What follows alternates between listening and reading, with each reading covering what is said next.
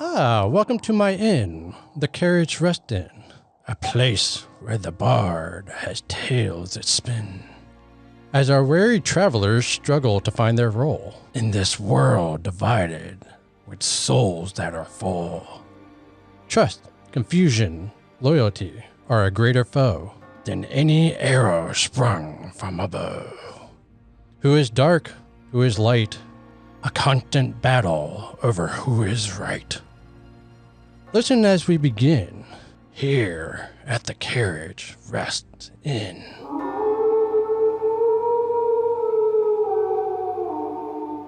Hello and welcome to another episode of Carriage Rest Tales. I'm your host and dungeon master, Mike, and to my right we have... Oh, hey guys, it's Sam, and I'm playing Woods, the Elven Paladin Ranger. And this is a shout out to our buddy Dan. Dan, remember when you said you guys should take more notes? And I said, we do. Well, I took some notes, and it says, walk, cave town, arrow, cross. I don't know what that means. That one's for you, buddy. That's what happened last time. Hey everybody, this is Nick. We'll be playing Basso/Ozov, the half-orc barbarian. And my suggestion would be to take better notes. Okay. I did actually. It says, make new character sheet. I also didn't do that.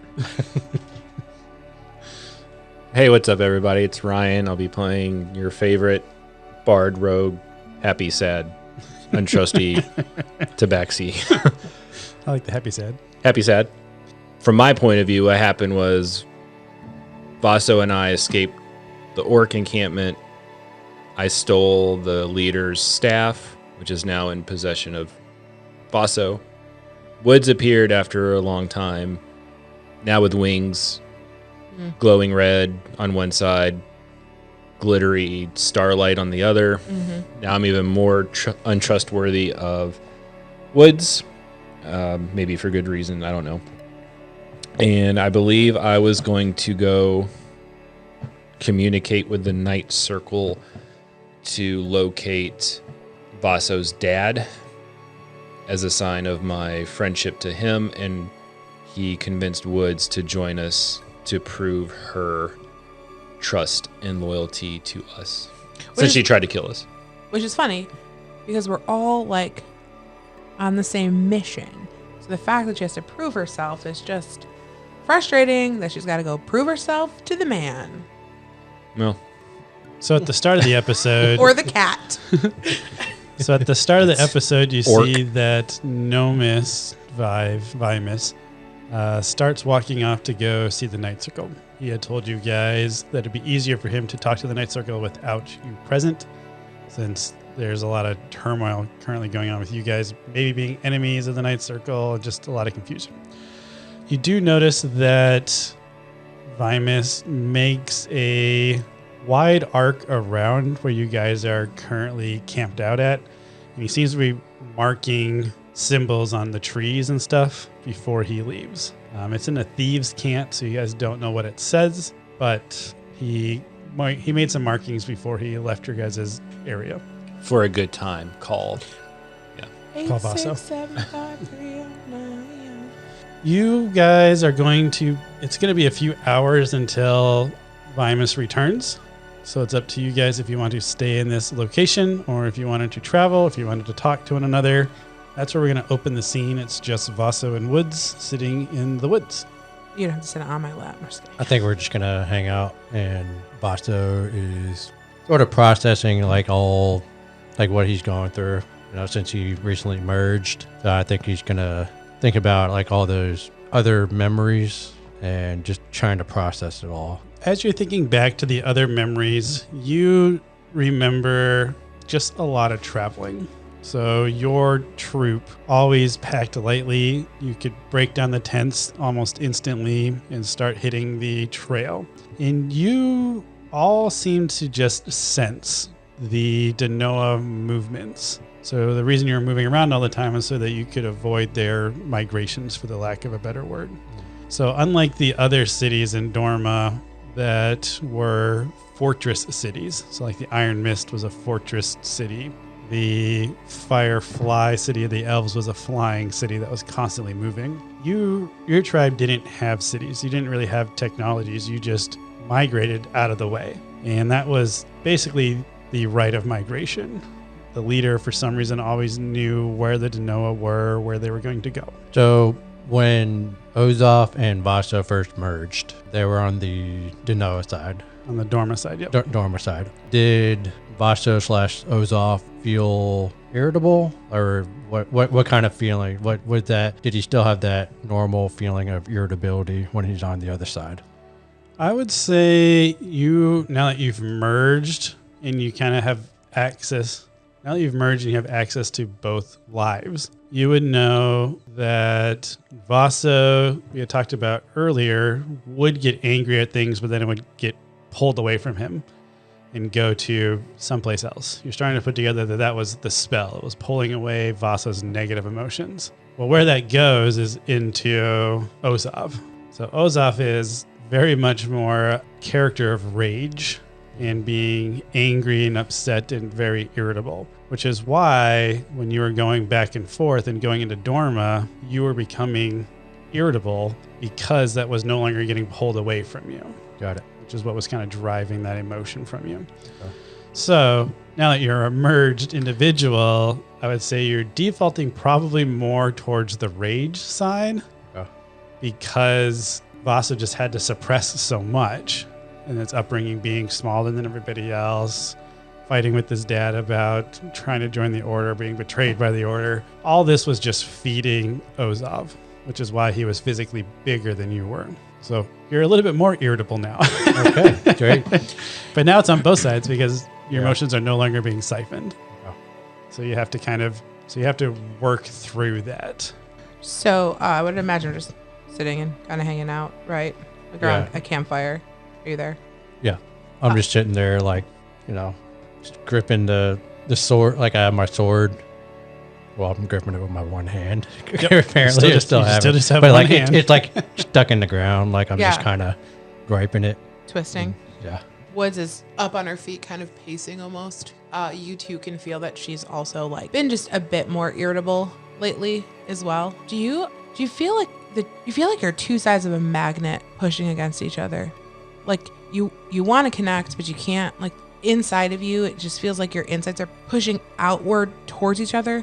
Like the right side and the left side just aren't just, they're both in there, but they won't touch. Is that what it feels like? I don't know.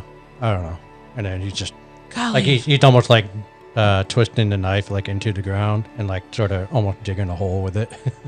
I feel like, I've merged before, but I was small. I remember it. This is different. Having these two just goddesses in me, they just won't. It feels like they won't touch each other. And she's just like pacing and kind of just like her wings keep like kind of flapping up and then flapping down and just also just super irritable as she's kind of just making a ring around the campfire. So what's the plan? Like, where'd he go? We have to get this taken care of. We're really wasting time here. It's like, I don't know what the plan is. I just need to chill for a sec. And then Vasa's just going to go for a walk. Fantastic.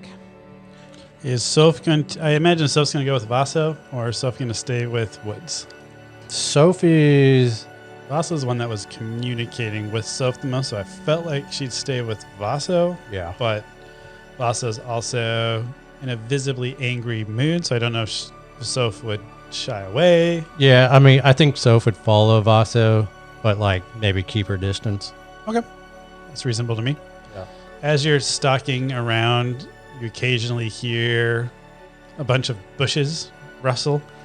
And when you turn around, you see that Soph has caught like a rabbit or a squirrel. I imagine Soph would just absolutely roast a fire breath on a squirrel. But they're having a fun time, even though Vasa's in a bad mood. Well, they all left. I came back and they left. I could be where I needed to be, doing the things I need to do, but now I'm waiting on both of them. Typical. And she's going to just continuously like pace around and finally give in and drop down to her knees and decide she's going to try to meditate a bit. Anything in particular you're focusing on while you're meditating? I'm trying to convince both goddesses to kind of calm down a bit. Like, she feels ever since she merged that both sides are like raging inside of her, but they won't touch. Like, they're inside of her, but it's like she's in two separate bodies, literally physically. She can feel split down the middle of her. And she feels like these two forces aren't actually allowed to be one. As you're meditating and thinking on that, you mentioned the two halves being like split down the middle. You start to see the edges turning into each other, but then you start visualizing the symbol of the yin yang, which brings you back to the order of light. That was their crest, was the light in the darkness. So, and as that image kind of pops in my head, she's now starting to doubt everything again. Were they right?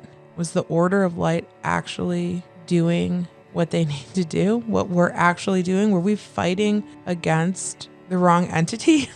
Are we the bad guys? But are we now the good guys? And she's having a hard time shaking that. Okay, sounds good. Skip over to Vasa. What you up to? Just, I think like with him wandering around and, getting some space and just able to clear his head a little bit. Like he's got that feeling where he's like by himself again. And that kind of brings out the Vasto side a little bit. Like reminds him when he's, on the farm working by himself. Okay. So I think that's going to calm him down a little bit. Just a little bit. Okay, sounds good. Temporarily. I'll say that Soph picks up on that and grabs a stick and tries to play fetch with you. And you can tell that Soph's trying to cheer you up also, because they sense that you're confused. Maybe they think you're in pain, so they're trying to distract you by playfulness, because that's all they know. Yeah, I'll pick up the stick and just throw it, play fetch. Sounds good. So you play fetch for a little bit, and then Soph brings the stick back and then starts pawing at your sword. Just like, throw that. Like, no, I know what you're going to do with that. She pouts. Eventually, you'll circle back to where Woods is at. And at this point, maybe it's been an hour. I'm going to say when you get back, Woods is in deep meditation. So she doesn't stir. So if you want to just sit next to Woods or continue walking around, that's up to you. But I'll leave that up to you. I'll just sit there. Okay. Probably 3 hours go by. I think we were in that little storyline for about 4 hours there, Vimus. You start hearing rustling coming through the woods, which would probably put you on alarm since you are in enemy territory. Vimus, do you want to describe what you're doing as you're re-entering this scene? First of all, I don't rustle. Rustle. I am very stealthily. Fine. You guys don't hear anything. And then I just appears. appear. Right in the middle of the camp. Boom. Are you all rested? What do they see? You will see that Vimus has new leather armor. That's studded leather. Studded leather. It's black with kind of muted gold trim, like around the collar, the cuffs, maybe down the inside. Aren't you looking fancy? Yeah, nice dress. Not as fancy as those of us with wings. Just gonna flutter him a bit. And then I immediately turn to Basso. I'm true to my word and have located your father. He is alive. Great. Do you know where's he at? He is south of Black Bay Harbor at the Iron Mist. Okay. But before we can rescue him, we must, in return, travel to Trin and refell the pillar. What do you mean refell? It has been restored. Apparently, those in the Order of Light, along with the Harbinger of Creation, have been restoring pillars. So we need to kill the Harbinger of Creation, is what we need to do. Well, first, we need to travel to Trin, fell the pillar, and then head to Black Bay Harbor, where, in exchange for that, I have secured the release of your father to us. Okay, let's do it. But we also... can we ask a few more questions then? Okay, let's just do it. Yeah, let's just do Isn't it. that what you asked? Have I not delivered? No, you on did exactly what what you were I supposed to. told you. What is your relationship with the Night Circle? Why all of a sudden are you dressed like this? What side are they on? They are on the side of felling the pillars, which is, I thought, what you wanted to do. Is that not your... No, it is 100% what I want to do. So then we are aligned with the Night Circle. And in exchange for felling a pillar, we get Vasso's dad. I want to roll a history check quickly. How do I feel about being aligned with the Night Circle? 14. Instead of a history check. Okay, I'll roll again. No. I'm going to have you roll again. But I'm trying to think of what it would be, like a religion. I guess history could be fine. What did you roll? 14. 14. I would say that half of you inside fully trusts the Night Circle. That's going to be my Lucha half. You remember that Lucha was a confidant in the Night Circle. You remember back to, it was really only about 2 days ago when General Vive was given the order to assassinate Vaso, that he was told that, basically he was told that Lucha was a spy for the Night Circle, spying on your party, which you now put together now that you're on better terms with Lucha, that she was seeing through your eyes and reporting back to the professor. And how does Sopalor feel about this? Sopalor, I would say she's still too weak to fully grasp the situation. Okay. Because you also remember that Sopalor was originally murdered By the Harbinger of Creation. Harbinger Creation, which is the enemy of the Night Circle. Okay. But at this point, Sopalor's presence is just too weak because she's really only existing as a fragment of her original powers. Got it. Do I sense this inner turmoil within Woods? Like this balance of should I, shouldn't I? I think that's going to be up to Woods to either do a roll for performance or just describe. Yeah, I definitely think you're going to start to see that for sure. It's not something I'm going to hide. Okay. So you want the Harbinger of Creation dead? Yes, I think. Yes. There might be someone in your way that you will have to face to get to the Harbinger of Creation. And who's But that? first, we have our mission from the Night Circle, who is greatly impressed that Osoph is no longer with us, we can't and we just contain another relic. breadcrumb information and move on. Tell me what you know, and we'll do the things, but tell me what you know. I know that we need to go to Tren to fell a pillar. Great. And then go rescue Vasso's dad, and then Fantastic. be prepared to go to Black Bay Harbor to possibly end all of this. Great. Basto's pulling out a map and he's kind of listening to the Who conversation, will be- but he's trying to who's gonna figure out the fastest way to get the train. But who's going to stand in our way of killing the Harbinger of Creation? Someone in our history, your history, in your history, You can specifically. just tell me. Oh, but it takes the fun away of watching you try to guess of who this person is. Is it you? Oh, it is not me. If it were me, I wouldn't be here. She Come has on, an- Woods. She has an inkling. Who in your past do you think you must face in Black Bay Harbor to get to the Harbinger of Creation? Benson. And she's And going to I stare give a smirk. Are you ready to go? directly at Vaso. And I look at Vaso. Basto's We just can- kind of sitting there.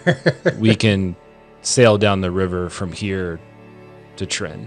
Like, all right, We can make haste. You can probably make quicker haste, but those of us without wings will need to travel south by other means. Such a jealous kitty cat. I'm not jealous of wings. Nomus like to fly. Vibe does not. I would say Vive does not, after being in the explosion of the Firefly City and falling Yes. thousands of feet and barely surviving, he probably does not like flying. You are more than welcome at any time to use those wings of yours to fly, but I will be sticking to the ground. Rivers in the lakes like you're used to. Jason? Chasin Waterfalls. I always thought it was some guy named Jason. Third grade talent show. Are you ready to go get your dad? Let's do it. I don't think he likes Benson. We'll be fine. All right. So, as Vive had already pointed out, he has a path already laid out to get to Tren. You'll be able to take a river that goes southeast for a full day and a half, and then you'll have to hoof it the rest of the way into Tren. I do feel like we need to have one random encounter roll to see what happens on this journey to Tren. All right, you guys are traveling down the river on a borrowed boat that you had found right outside of Kamachi. And the first day of the travels goes pretty uneventful.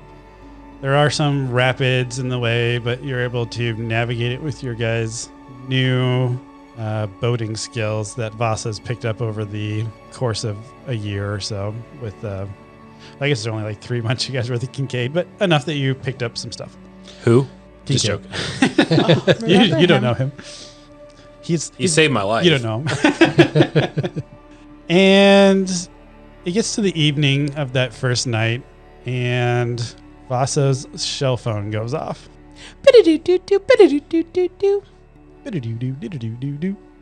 Hello?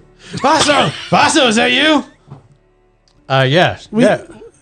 We need help. There's a plague. Something's going on. People are dying. I don't know what's happening? I don't know. People are just dying. Who's attacking? Nobody. They're just turning into dark shards just randomly. I don't understand what's happening. Is Eldwin okay? Where is she? She's one of the dark shards. And Vasa just drops the phone and just starts beating the crap out of the crates in front of him. Just start beating it down like nothing. I'm gonna like somebody can try to stop me. I'm gonna pick up the phone. Okay, so you pick up the phone. Hello? Who is Woods? this? Who is this? This is Prescott. Okay, where's Eldwin? Eldwin died. What do you mean Eldwin's dead? I don't know. She just turned into a dark shard. There's people that are just turning into dark shards. What's happening? I don't know. Where are you? Are you in Mordine? Where are you? We're in the cave. There's no one here. People are just turning into dark shards. Okay. As you're trying to put that together, Vaso, in your rage, you're just punching and punching. Your fist starts to bleed, and you don't feel like you're doing enough damage. So instinctively, you grab the bow staff off of your back. That was the Rite of Migration bow staff. You start just absolutely whacking away at the railing with this bow staff.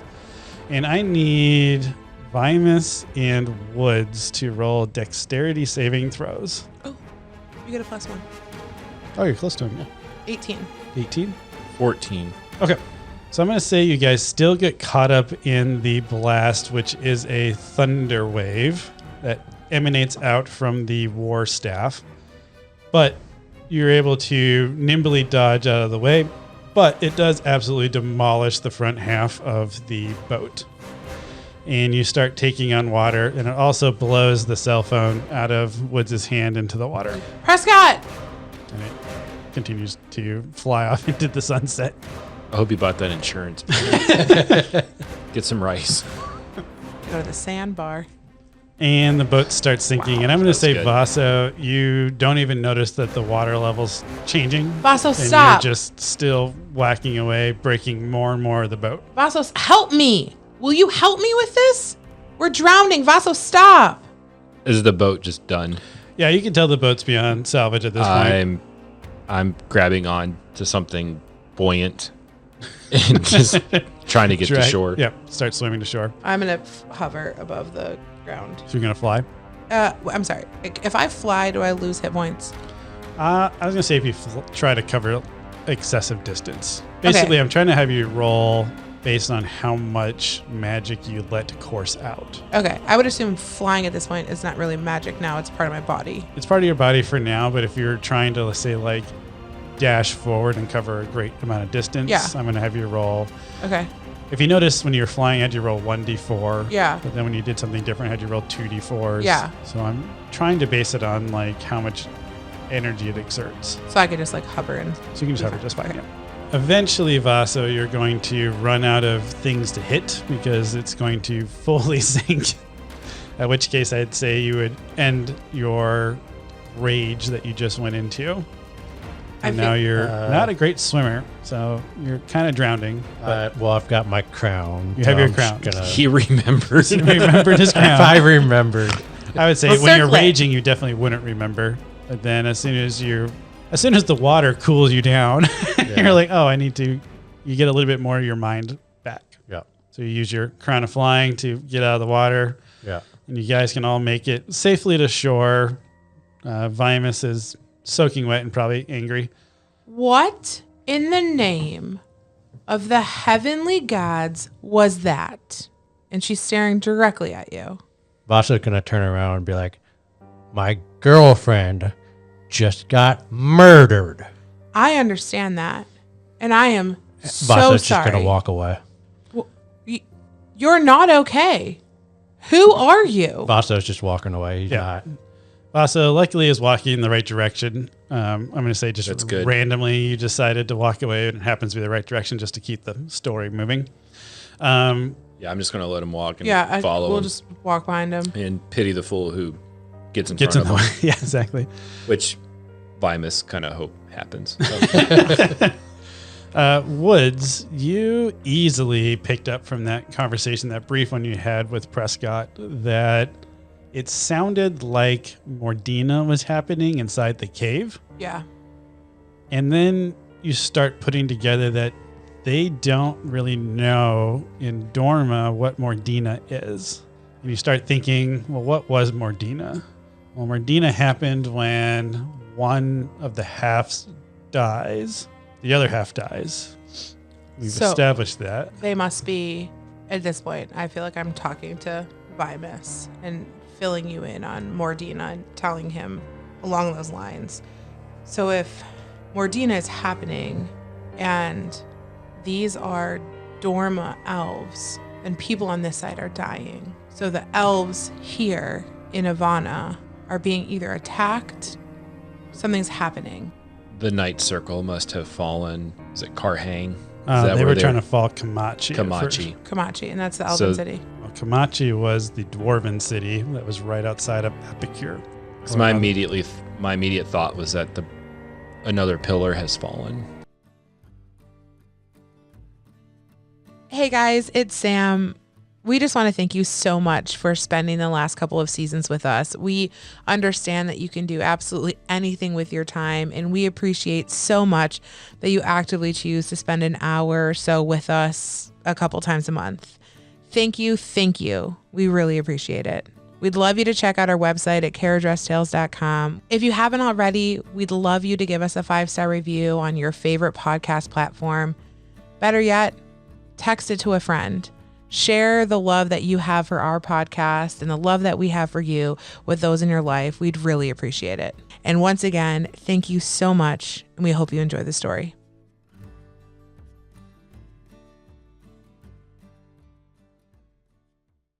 Oh my gosh, things are starting to click in Woods' head. Appy here's the elven city. Epicure is the city that you're from that's full of elves. Oh my gosh.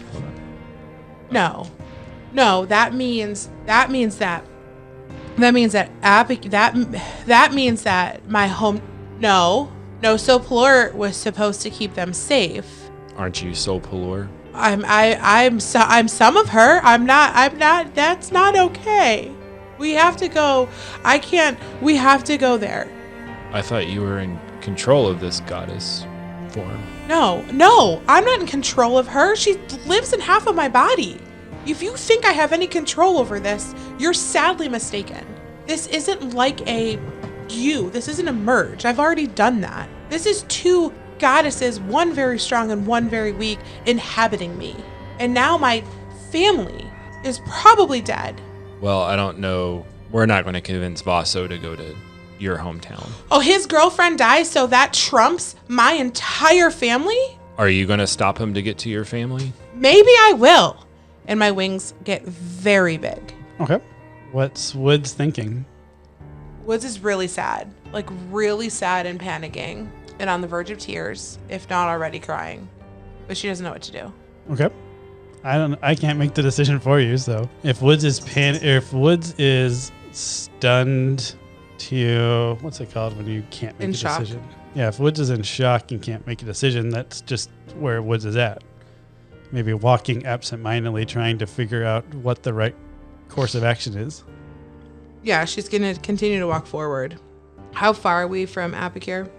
At this point, you guys took a boat ride for a full day the other direction. So you would at least be 2 days by foot. Probably even more, since I imagine a river is going to be faster than you can walk. I'm going to stop and drop to my knees. I'm going to pull up my sickles. Okay. And I have 2 of them.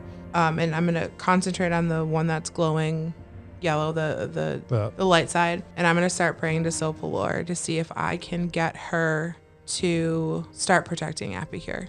Because Sopalor's with you. So Woods would know you have the ability to teleport back to Apicure because it's one of your temples. Ah. But you wouldn't be able to get back to Vaso and Nomis. I think that's what would be playing through Woods' head right now. If I touch somebody, can I make them teleport with me? Yeah, we've established you can bring people with you to Do teleport. they have to be willing? We have not determined if they're willing or not. In all your time in Apicure, have you not seen anyone that looked like Vaso's girlfriend? Did any of those elves not look familiar to you at some point? 5 on my history check. I don't. Can you be sure that it was actually Apicure that fell? I don't. We're elves. Like, that's who we are. And outside of the random stray that came into our city and stayed, we're elven people, and they're elven people, and I cannot believe I haven't put this together. Go ahead and roll a history check, Nomis. Since you just picked this up, I'll give you advantage on it. Yeah. 13. You, as a outsider, because you did spend about half a day in Apicure, and Vive also has history with the Firefly City, you personally don't remember seeing any overlaps between the people you saw in Apicure versus the people you know from the Firefly City. Like, no one looked familiar to you when you were in Apicure, just kind of looking around. Okay. But you also have the information that timeline-wise, this is about the same time that Kamachi would have fallen, because Korgon would have made it that far by now. That's what I was trying to... When I was with the Night Circle, Yep. They were approaching falling Karhang. And with Osoph out of the way and the relic gone, it was much easier for them to do that. To fall Kamachi. Yeah. So there could have been strays in Karhang that were elven. So there might have been strays in Kamachi that were also strays. Because no one knew where your village was, nor was there a temple. So you're telling me that you don't think it's Apicure. You don't. I didn't see a Harbinger pillar in your town. No, we definitely don't have that. And she's. No one knew where your town was, which is why I was irate that they shielded themselves while the rest of the world was dying. She's like fervently, I don't even know if that's the word, fervently? Yeah. Scratching her brain and like closing her eyes and trying to think of every single elven face in Cave Town to see if anything is remotely necessary. And she remotely looks like somebody from her hometown. And she's starting to understand that they kind of even look a little bit different. They don't dress the same. And if Sopalor is with you, don't you think Sopalor would have warned you that someone was attacking her sacred city? I feel like you underestimate the goddess that lives within me. I fully am aware of what your goddesses can do. She's going to stare you down. Listen. Logically, I think your city is fine. There was no pillar there. No one knew where it was. I suppose you're making sense. I tend to make sense. And she's going to roll her eyes now and just... Meanwhile, we have a very irate orc marching towards an unexpected Tabaxi city with all of his rage. Yeah. So I need you to make a decision now if you're going there or if we're going to stop Vaso. We need to go forward. All right. So you guys... Agree. And I chase after. Well, don't chase. I walk towards... Yeah, I'm assuming we're keeping a couple clicks behind him. Yeah. I didn't know if you were at a dead stop because you were... Panicking with whatever information you had. Yeah. No, I'm back up on my feet. We're moving. As you guys were thinking through that encounter, I'm going to say both Nomis and Woods, you put together that... I'm going to give you another piece of information because I liked the role playing. Oh, yes. Is this like inspiration that we kind never of get? Yeah. It's like passive inspiration. Passive inspiration. Which is the name of my next rock band, by the way. Passive inspiration. I feel like that's the name of our next next podcast. That's awesome. Somebody, I'm writing that down. Passive information. Maybe someone else should write a note about that because Somebody else Dan, Brandon, Anne. Who's taking notes? Somebody I'm write- writing Nobody's taking passive inspiration. Passive. I really hope every single one of them listens to this and texts me right now. Passive inspiration, because you guys. They will won't text you till January. I don't care. And we won't remember it all in January. like passive. What was that about? I will love all of you so much. What? Shannon. Shannon. And Shannon, text me. You guys, while you were talking through everything, picked up that what Cave Town was exploring or experiencing was Mordina. And then you start thinking, especially with Vive's background, Mordina is a phrase used in Ivana. It's not a phrase that was ever brought up or used in Dorma. And that difference starts to gnaw at you because it's just a known thing that happens in Ivana, but in Dorma it never seemed to happen. And then you kind of put together, like, oh, well, Mordina happens when one half dies. Dorma is constantly under siege of these Denoa creatures that are attacking cities that constantly have to be on the move. There's none of that in Ivana. So are the people dying in Dorma not in Ivana? I think a group of people just died in Ivana, causing the Dorma elves, which turned into black shards, to die. So I think it was like a reverse Mordina. Yeah. Yep. But what you're Less Dina. But what you're picking up from that is Mordina is more common in Ivana, meaning it's more common for the people in Dorma to die. Because of the Yeah. Denoa. It's a Noah problem. And just the overall. But the pillars, all the pillars are in Ivana, right? All the pillars are in Ivana. So when the Trend City fell, Correct. there would have been a reverse Mordina in Dorma. Correct. Yes.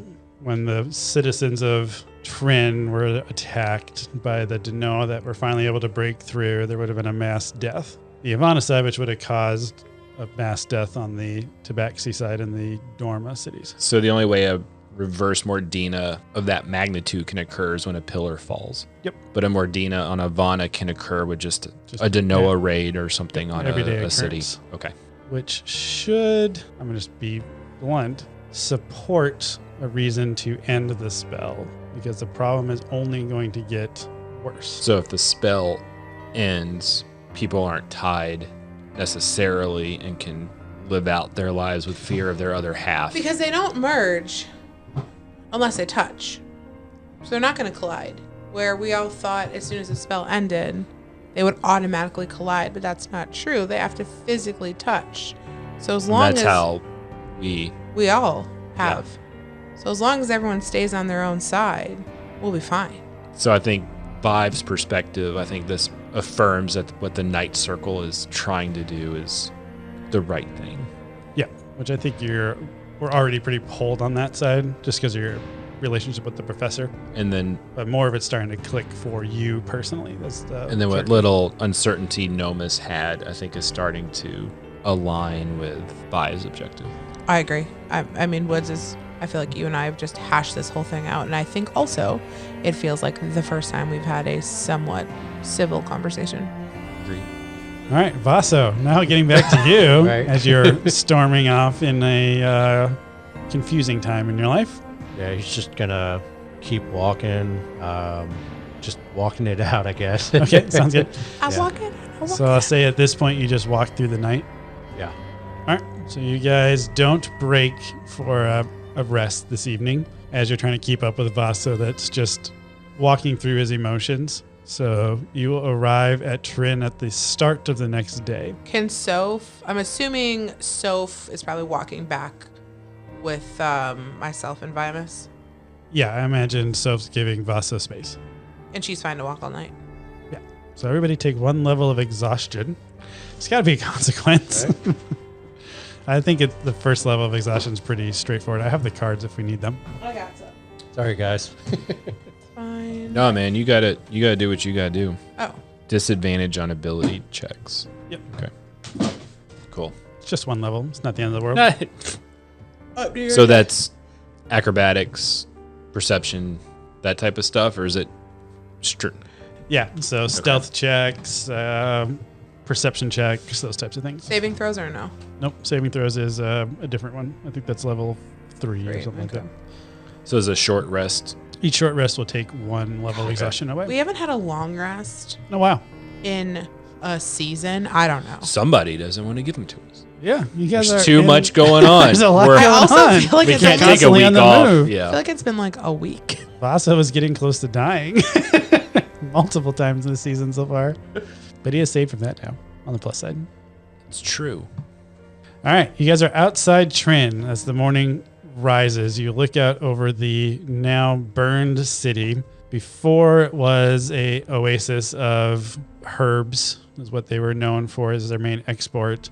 But now all of those fields have been burned, trampled. But standing in the middle of it is a makeshift pillar. It's definitely not as elegant and pretty as the statues that you know now are the pillars.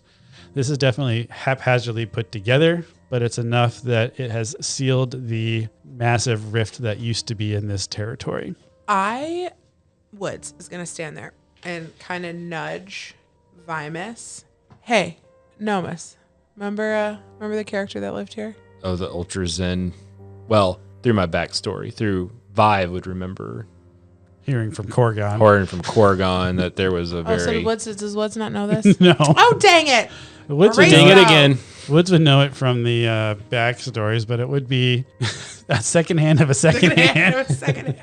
I think Vive would say, oh, great, she is probably back. Which I'm blanking on her name. Wasn't she a Order of Light Noble. noble? Correct. She was a noble of the Order of Light, and her name was, I will have to tell you in a minute. It won't matter here in It a won't minute. matter. I played her, didn't I? You did. Yeah. But wasn't there some other like surfer stoner-esque There was- person there that was like led a us butler to thing, yeah. who kept grabbing my shoulder and like, gotta be zen, man. You gotta be zen. Just be with the feeling. Be with the tea or whatever it Be was. with the tea. Great episode. Trinity, the Tabaxi nobility. Yes, Trinity. That's Trinity. Trinity. And I definitely do not have the other guy's name in my notes because I didn't write that down. But he died, so that will make that easy. Didn't they all technically die? Pretty much they all died, yep. But Maybe the noble made it through somehow. I doubt it, though, because I feel like Trinity would have went down with the ship, I feel like. so looking at this desolate, once vibrant, smoke-filled city, there's nothing left now. Yeah, it got really trampled. There'd be ruins of, not like broken down buildings and stuff like that. There might be some buildings that are still standing, but definitely a battle took place here. So no one's alive that we see. You would see the Order of Light has set up an encampment around this new pillar, but it's definitely more like a military outpost as opposed to like permanent structures. Think Okay. of like barbed wire around the pillar with a encampment set up inside of it. So I'm remembering what Korgon said, that the Order of Light has been rebuilding the pillars. Yep. So they've came up with a way to re-establish the pillars, but you have a missive explaining the failsafe that Damien built into that establishment. So you just have to get close enough to it. Then you have the phase rounds. We already established you have 20 phase rounds that you can use. You're giving away all my secrets. Sorry. How many order members are there? Because they're about to die. I would say there's probably, I think they leave probably 100 behind to secure the pillar. Okay. But from this distance, you're still just basically like cresting the hill and you're seeing this in the distance. So you don't know who they are. You can't see them, but you sense from the size, the tents that they have set up, the structure of it. You think back to, you did have experience in the Order of Light, even now like, oh, this is a contingent. It's about 100 people. Do we know how to fell the pillars? I know how to fell this one. How do we do it? I will produce one phase round. Since it's been rebuilt, this phase round will destroy the pillar. Okay. How close do you need to get? You need to touch it. Touch it. Bink.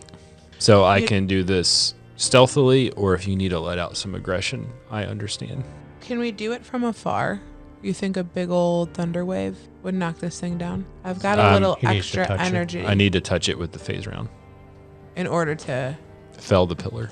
Okay, so it's not just the structure that needs to come down. That is the structure. The pillar needs to be in contact with a phase round Okay. to fell this pillar. All right, so I have an idea. What if we open a rift, we walk to the pillar on the dormer side? They're going to be on the other side. Okay. I feel like we've tried this before. And we've gotten over there, and there's 100 of them. Remember the house with the burning thing? Well, let's see what's on the other side. Okay, I'm going to open a rift big enough for my head. And that's what I'm...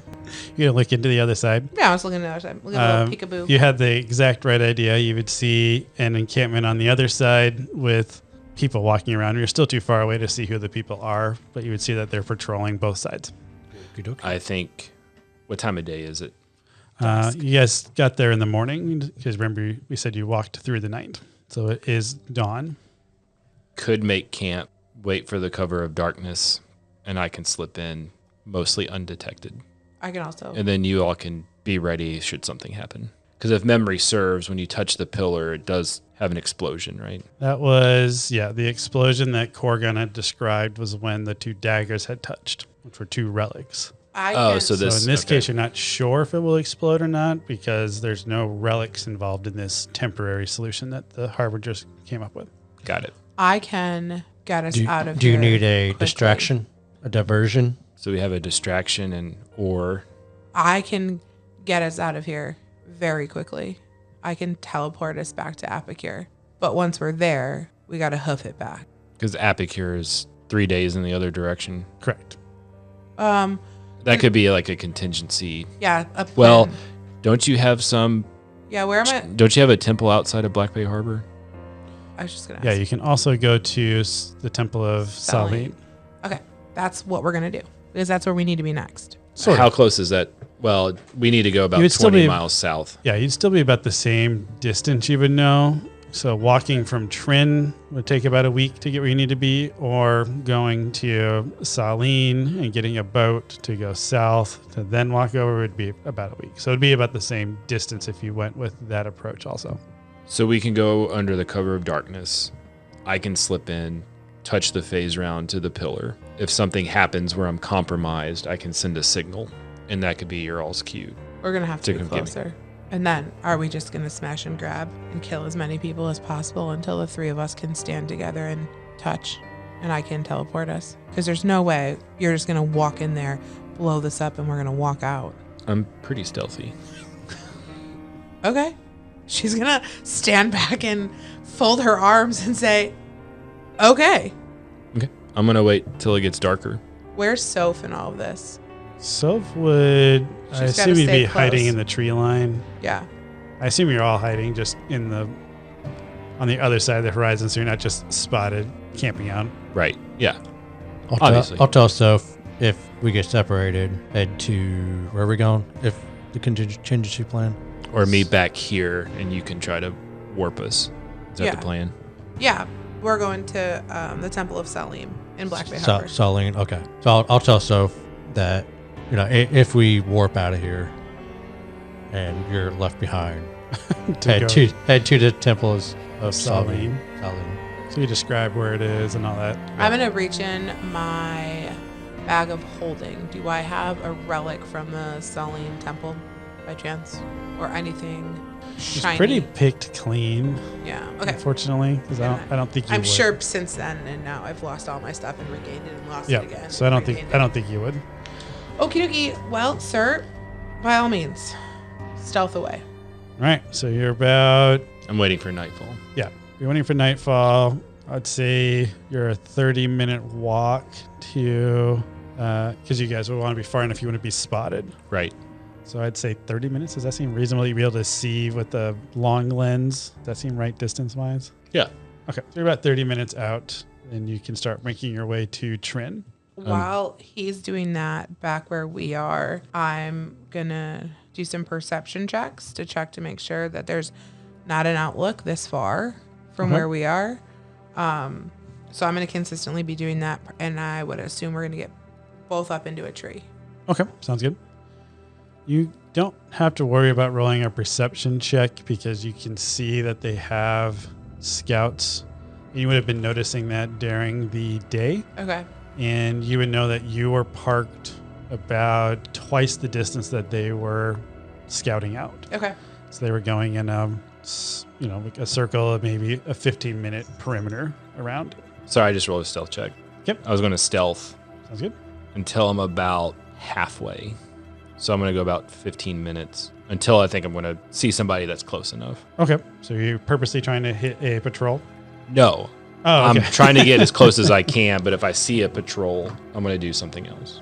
Oh, okay. Let's see. If you timed it right, you wouldn't run into a patrol. I'm going to say it's your option if you want to run into a patrol or not. I don't. Okay. Then you would be able to time it with your stealth check. You're waiting for the opportunity to see their patrol patterns. They're unfortunately very standardized, so it's easy to predict.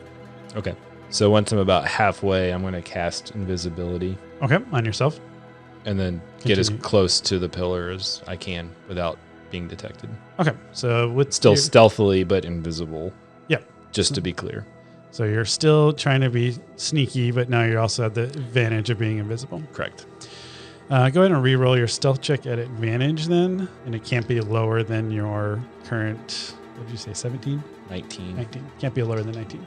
Like, it just can't, or It can't, because I'm trying to give you a boost Bigger- for oh, becoming invisible. good thing it was advantage. 28. Okay, so you can change your stealth roll to 28 then, Cool. while you're invisible. Once you're not invisible, drop back down to 19. Cool. You move closer. But I'm checking for like traps and trip And you get wires, hung up in a trip wires, rope weird basket. movements. I think all the things Vive would know to look for Yep. to determine if something's going to catch me. I'm gonna Because I've say- done this before. Yep, I'm going to say you don't notice anything until you get about to the barbed wire line that's outside the pillar. And you notice that there are some magical warding traps and trip lines that you need to be a little bit more careful to get around without stepping on. But what also pulls your attention is you see a large, for lack of a better word, pile of golden shards that are sitting on the ground right beside the pillar. And then you also see Quentin along with a couple other guards that you recognize that are patrolling right next to the pillar. So you have a big wide arcing that's looking for problems, but then you have a very tight knit, probably 5 guards that are constantly walking around the close pillar. And they seem to be having some shields that are made of pure light. Around them, around the pillar. They're carrying the shields of pure light, walking in circles. I was going to say, because I remember when we last met Quentin, he was using the shards as like He called a them the- buffer. They call them the shards of the faithful. So do I think I can nimbly get around these traps? You'll be able to get around the traps at the entrance, but then you're a little bit not sure how to approach the pillar itself because it's so heavily secured. 'Cause I don't know if that makes sense, what I'm trying to say. Secured isn't like the barbed wires around it. So you can make it past the barbed wire. Yes. So now you're inside the camp. Yes. You're, let's say, 30 feet from the pillar, but there are guards in the way that have Order of Light, Shards of the Faithful on 100% guard, and you happen to know one of them, and you know that he's a strong fighter. I'd say you recognize the other ones as also being strong fighters. Yeah. And you put together that these are the best of the best in the Night Circle. The best of the best. You don't see Benson, but you know. Right. I think he would do it. I pictured you just sitting there like What to mouth do. breathing, like trying to figure out like what to do, and you're awkwardly standing really close to them. But they don't sense you at all. But you know? yeah. But your invisibility would be getting close to expiring at this Yes. point. So, yeah. Be darned. I'm going to use my last spell slot for a 4th level and cast Dimension Door and appear right in front of the pillar. Okay, sounds good. Touch it, and then immediately turn invisible and just run. I don't know how to do this because they would be looking out because they were looking for someone to attack. But it's also a magical world, so they would have some sort of like protective ward. You know, like Professor was giving you a hint on how to do this. That it just needed to come in contact. Yep, exactly. In a certain spot, which you know. So I imagine he would have left an opening for you. Then he turned invisible. Okay, I'm going to roll a combat. You not miss a step. You dimension door in, and you touch the shard. It just starts to dissolve the pillar. So it's not an explosion, but more like a acid eating away at it. It immediately starts to crumble and fall, and the worlds are no longer separated. And now you find yourself surrounded by not only the people that were on the Ivana side watching guard, but also the people on the Dorma side that were watching guard, because both worlds collapsed in, and now all 100 people are there instead of 50 and 50. But you casted invisibility and started to run. Yes. However, I do need you to make, I don't know how multiple spells would work. They are going to cast area of attack spells as a response to something happening. Right. And I want to say they would have Thunderwave prepared. Yep. You ran between two of them. So I don't know if you need to roll 2 dex saves or just 1. Does that make sense? I don't know the mechanics on that one. You're the DM. Your world, buddy. I don't like being the DM sometimes. All right, let's do 2, just because you're trying to avoid the shockwave from your right and the left, if that makes sense. Okay. So I need to roll, trying to remember my spell save DC. It's 15, which seems low. I would say that's probably comparable to what these guys are capable of doing. Fail. Pass. Okay, so you passed one of them, and then the second spell hit you for the max damage. So what is the damage for Thunderwave? 2d8. Do you mind rolling that? Sorry, I make you roll your own damage, but You said max damage. I was like, dang, that's I meant like Four. what do you roll? 12. 12. So you take 12 bludgeoning damage as you get thrown to the side, and obviously for storyline, run smack into Quentin. But I think did you cast normal invisibility or greater invisibility? Just normal. All right, so you would have popped out of invisibility when you took the damage, I believe, unless it's a concentration. Is it a concentration effect? It's a concentrate. It said the spell ends for a target that attacks or casts a spell. Okay, so you haven't cast, but you need to roll a concentration check, which is a constitution, which is the minimum of half the damage, or 10 is the DC. So you took 12. 12, so you have to at least get a 6. With my rolls, I think it's a maximum, so you have to get a 10 at least. 14. All right, so you're able Plus to, something. You're able to save concentration, so you're still invisible. But Quentin definitely knows something's there as something ran into him. But it's your action, and then I'll have Quentin go. Trying to think what I would say in the moment to Quentin. I think I would say Woods and Basso send their regards and then run. Okay. Oh, this is so good. Woods and Vasa send their regards. How to respond to this? Because I was thinking last time he said he wouldn't interfere because he wasn't quite sure Yep. what he would do. And I think if he knows if his friends are purposely doing this, then they must have good reason. Roll a Tired of rolls. roll an insight check. But I'm exhausted, so I guess I'm Disadvantaged. 9. 9. You would notice that Quentin struck out at you when you were running away, but it wasn't nearly as powerful of a swing as you know Quentin can do. Okay. And he shouts, "Does anyone see the enemy? Rank out." You know, like whatever command would be. Yeah. And from the knoll 30 minutes out of town, you definitely see the pillar fall and darkness and the worlds collide again. And you start seeing a lot of movement going on. You see a big thunder wave happening, because I think you'd be able to see that from that distance. And then you see movement from the night circle, but it seems chaotic at this point. Are the rangers that are halfway between us and the pillar moving towards the pillar, staying their ground, or moving towards us? The scouts. The scouts that were closer to you would probably retreat back towards the camp. Okay.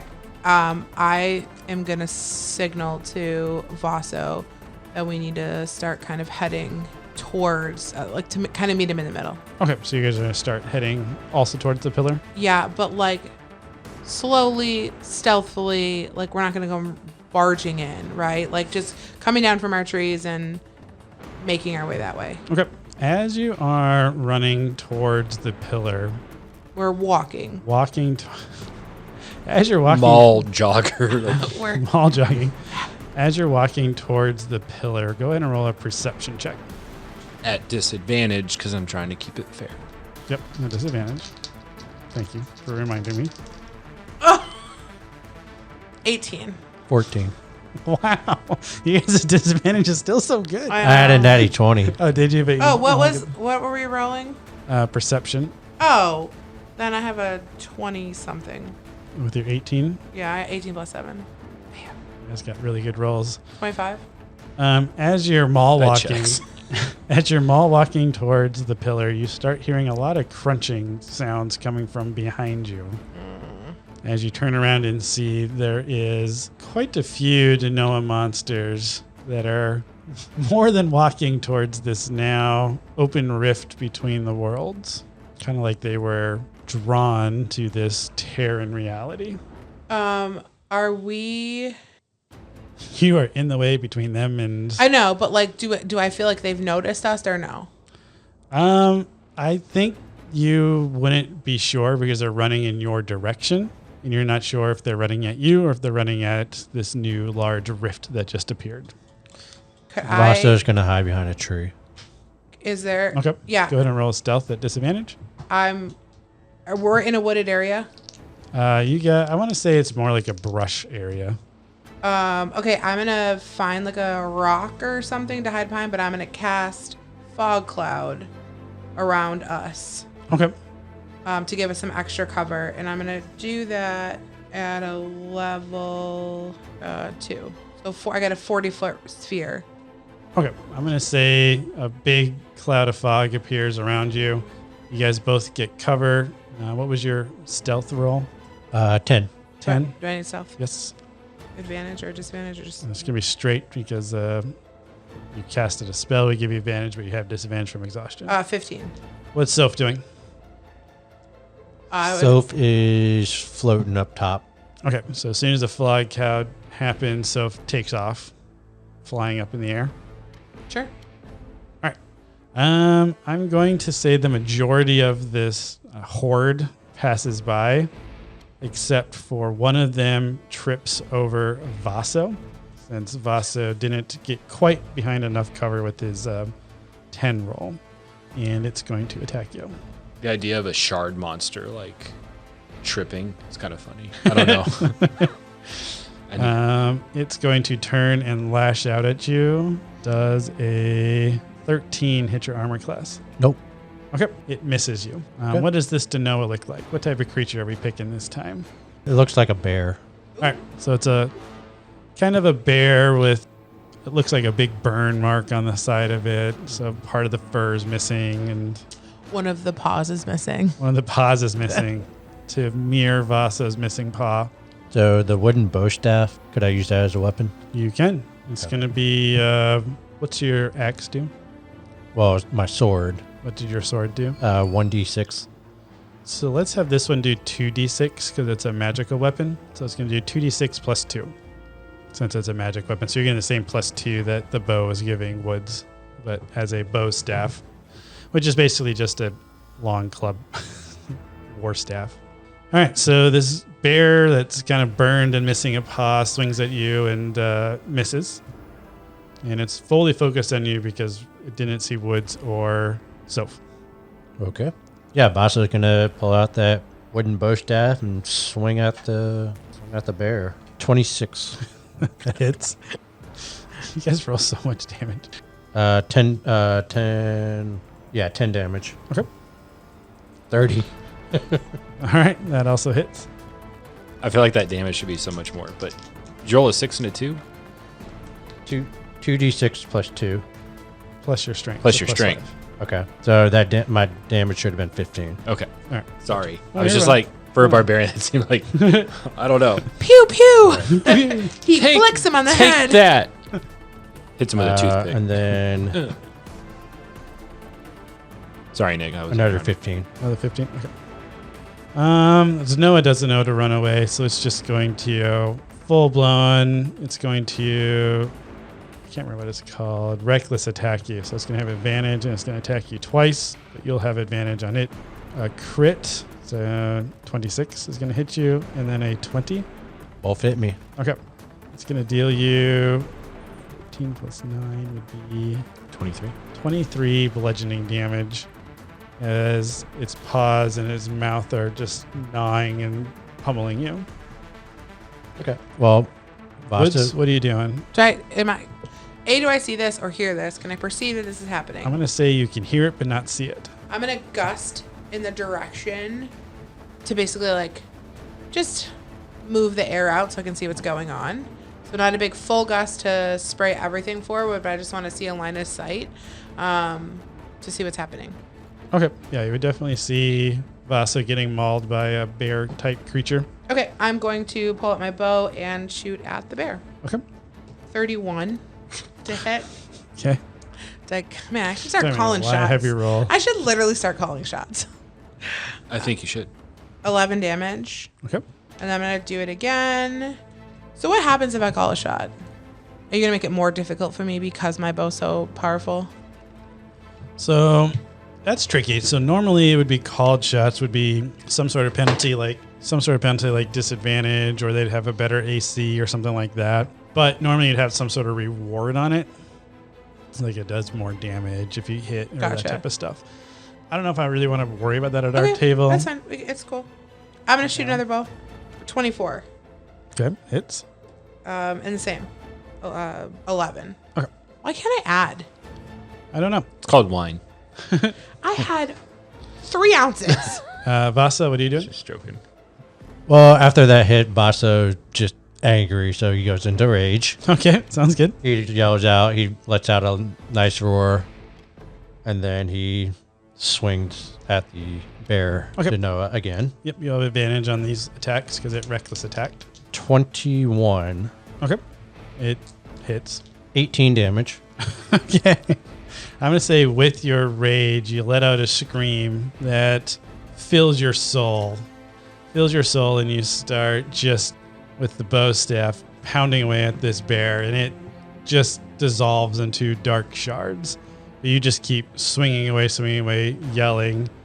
And unfortunately, also, Woods just gusted part of her fog cloud away. So some of those Denoa that had ran past you guys now both see and hear an enemy, and they're going to circle back around. And I'm going to say, just for speeding up combat, you guys end up in quite a bit of a melee yourselves. So I'm going to roll for Vaso. I'm just going to do 4d8 over... can someone roll it for me, actually? I got it. 4d8 over the course of the battle. So I'm going to say you still fell all the creatures, but in that you're going to take some damage as you're attacking one and not the other. 16. So you take 16 damage total. But he's raged, so Do I get half? So you'd get half, 8. you're welcome. Woods, go ahead and do... I got you, bruh. 2d8s, since That feels right. Vasa's going to be pulling a lot more towards him with his battle cries. And she takes And she no gets damage because advantage. she's a goddess. No, she still takes damage. I got 11. But generally, You get advantage too, so. Well, in this case, we're just doing straight damage as a consequence of the actions that were taken. I generally just always position myself far away not to take damage. Yeah. And So that felt good. I think that It makes took sense. 11. But at this point, there's a horde of enemies Yeah, that that's are fine. being pulled. So I think eventually you would be clipped by a couple, or spines might get thrown at you or something like that. But I wanted to speed up combat. Nomis, you would be seeing this survive. You'd be seeing this combat kind of happening in the distance, but you would also be trying to avoid the oncoming both Order of Light members and the Genoa. You are invisible, so that's good, but you're moving a little bit slower as you took that shock.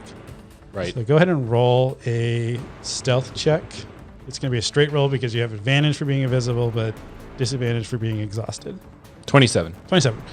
So you make it out quite a bit of a ways, and then you have to duck behind a rock or something as some masses move past you. And then just like that American Gladiator. The gauntlet. ballista, whatever. Yeah. You're running from one cover to another cover and timing it all out. And I'll say you get about 10 minutes out, and you feel your invisibility is going to start wearing off soon. And in the distance, you hear the combat of the Night Circle fighting off these Denoa that are now being attracted to this. Order of Light, you mean? Sorry. Okay. You're about 10 minutes out, and you start hearing the battle of the Order of Light against these Denoa. And it kind of catches your attention, so you turn around to see how the battle's going. And you notice that Quentin and the other guards that were around it are pulling some of those light shards, and they're throwing them like spears, or they're calling them up as shields or hammers. They're able to manipulate the light shards, and it reminds you of Vive watching Benson doing that same type of stuff when he was fighting Black Bay Harbor, able to use the shards of the faithful. The battle's raging on, and you're still able to pick your targets left and right.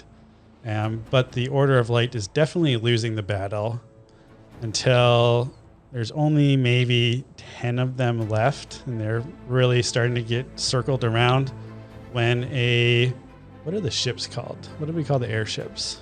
Remember? We just call them airships. I think we just called them airships. Yeah, I think they're airships. Yep, an airship appears and drops down a hook, which looks very familiar to a design that you guys had put together. Yeah. As some of the last remaining Order of Light people get airlifted out into safety, making their way back, what you can tell, to the northeast, which would towards be Black Bay Harbor.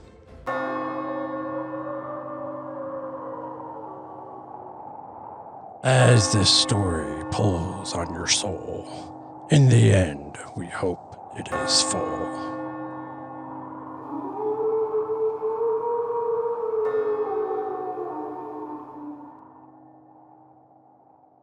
Hey guys, it's Mike, your host and Dungeon Master at Carriage Rest Tales. I just want to say thanks for taking the time to listen to our podcast. It really means a lot to us.